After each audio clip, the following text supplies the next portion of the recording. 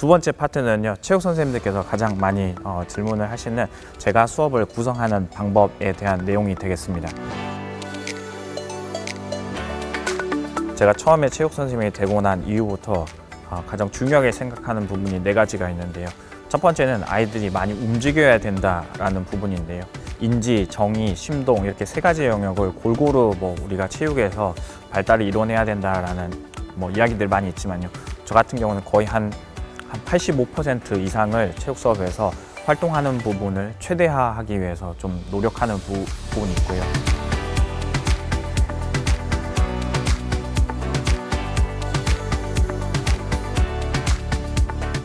한 10% 정도는 아이들 인지에 관한 부분, 이것도 아이들이 더 효과적으로 신체 활동, 그 다음에 게임을 뛰기 위해서 어떻게 하면 움직여야 되는지 전술적인 부분을 다루는 경우들이 거의 대부분이고요. 그다음 정의적 영역은 한 5%, 이것도 중간에 수업 중간에 아이들이 문제 상황이 발생하면 그 상황에서 얘기해주고, 아니면 경기하면서 게임 규칙으로 이렇게 미리 정의적인 영역, 욕을 하면 안 된다, 욕을 했을 때 어떤 페널티가 있다, 이런 것들을 정해놓기 때문에요. 실제로 저는 가장 중요하게 생각하는 거를 수업에서 활동량이 많아야 된다라고 하는 부분이 있고요. 그리고 두 번째는 활동량이 많다 하더라도 모두가 다 같이 활동량이 많아야 된다. 모든 학생이 다 같이 참여해야 된다라고 저는 강조하는 편입니다. 그래서 이렇게 모든 학생이 좀 열정적으로 다 같이 참여하려고 한다면은 세 번째 이제 제가 중요시하는 부분이 자연스럽게 나오는데요. 당연히 이제 수업이 재미있어야 하는 거죠. 제가 직접 이렇게 게임을 다 만들어 보고 수업을 구성한 다음에 재미가 없으면요, 다 이렇게 싸그리 집어치우는 편이고요. 그래서 어떻게든 무조건 좀 재미있게 수업을 만들려고 고민을 많이 하는 편입니다. 네 번째는 이렇게 활동량이 많고 모두가 참여하고 재미있는 수업이 1시간으로 끝나는 게 아니라 그 다음 시간 계속 어떤 목표가 있는 방향으로 계속 그렇게 차시별로 계획적으로 이루어져야 된다는 좀 계획성, 계열화 이런 것들이 중요하다라고 생각을 하고 있습니다. 그래서 어떻게 보면 체육 선생님한테 굉장히 중요한 부분이 어떤 운동을 특출나게 잘하는 게 아니라 어떤 활동을 학생들에게 어떻게 가르치고 이거를 각각 수업에 따라서 어떻게 계열화할 것인지 그거를 굉장히 디자인하는 부분, 그거를 구성할 수 있는 능력이 저는 가장 중요하다라고 생각하고 있습니다. 조금 어떻게 보면은 우리나라 체육 교육에 있어서 가장 약한 부분이기도 한데요.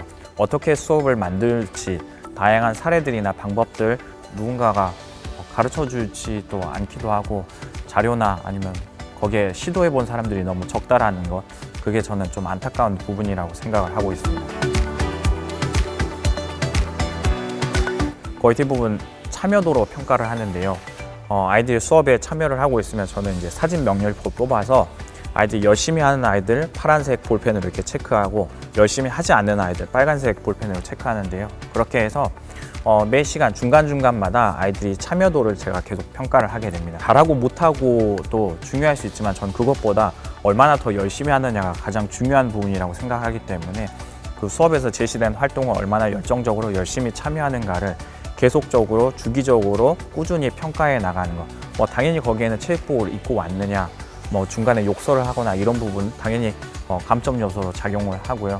그래서 저는 거의 한 50% 이상을 참여도로 거의 대부분 평가를 하기 때문에 또 그것 때문에 오히려 아이들이 더 열심히 수업에 참여하려고 하는 것도 있습니다. 그 종목에 있어서 필요한 기술이 무언가를 놓고 난 다음에 그걸 점점 대열화하는 방법으로 가는데요.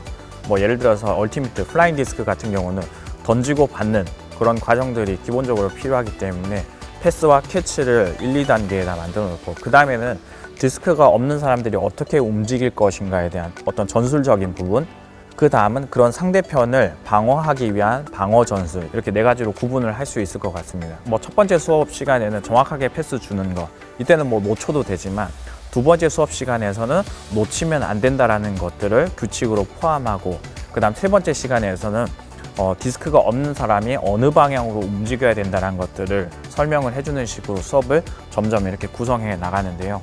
그래서 저 같은 경우는 제가 3년차, 4년차 때 이렇게 수업을 했던 내용들인데요.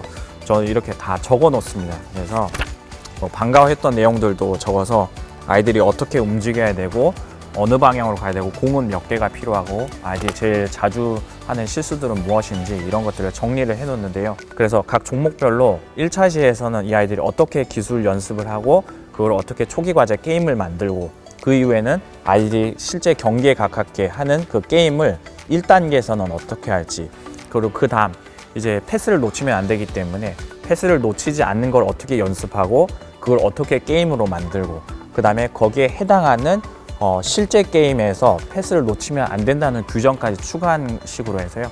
이렇게 1차시, 2차시, 3차시 점점 만들어가는 것 같습니다. 이거를 제가 가르치는 모든 종목에 똑같은 식으로 계열화를 해서 보통 한 10차시에서 한 12차시 각 종목별로 만들어서 1년치 수업을 좀 만들어 놓는 편이고요. 어떤 뭐 날씨라든지 아니면 수업할 수 있는 환경에 따라서 각 종목을 선택해서 그 차시에 맞게끔 진행하는 편입니다. 일반적으로 사실 이런 과정들이 굉장히 고민도 많이 해야 되고 실제로 뭐 바둑알 가지고 한번 공이 몇 개가 필요하지 시뮬레이션도 해보고 지적 게임 하면서 아니면 직접 수업하면서 문제점들이 있을 때는 바로 또 수정을 해야 되기 때문에요. 저도 이런 과정들 계속 하루에 한 2-3시간씩 계속해서 고민하는 과정들이 있었고요. 나중에는 이걸 모두 다 정리해서 각 종목별로 정리하는 데 한 3-4년 정도는 걸렸던 것 같습니다. 근데 이게 그때 3-4년 만에 끝나는 것도 아니고 요즘에 새롭게 하는 종목들은 또 계열화를 또 다시 만들어야 되기 때문에 지금도 이제 새로운 종목에 대해서 과연 처음에 연습은 어떻게 해야 되고 그 다음 게임은 어떻게 만들고 실제 경기는 어떻게 규칙을 이어갈지 계속 계열화해 나가는 과정을 만들어 나가고 있는 상황입니다. 저는 체육 선생님들이 각자 다 중요하게 생각하는 부분이 다르고 어느 것이 더 정답에 가까운 것이라고 뭐 이렇게 확정할 수는 없다라고 생각하고요. 저 같은 경우는 체육이 움직임이 필수적으로 많아야 한다라는 그런 교육관을 가지고 있는 상태에서 수업을 계속해서 구성해 나가고 있기 때문에요. 또 이런 부분을 감안하셔서 선생님들에게 맞는 수업을 또 새롭게 만들어 가시면 좋을 것 같습니다.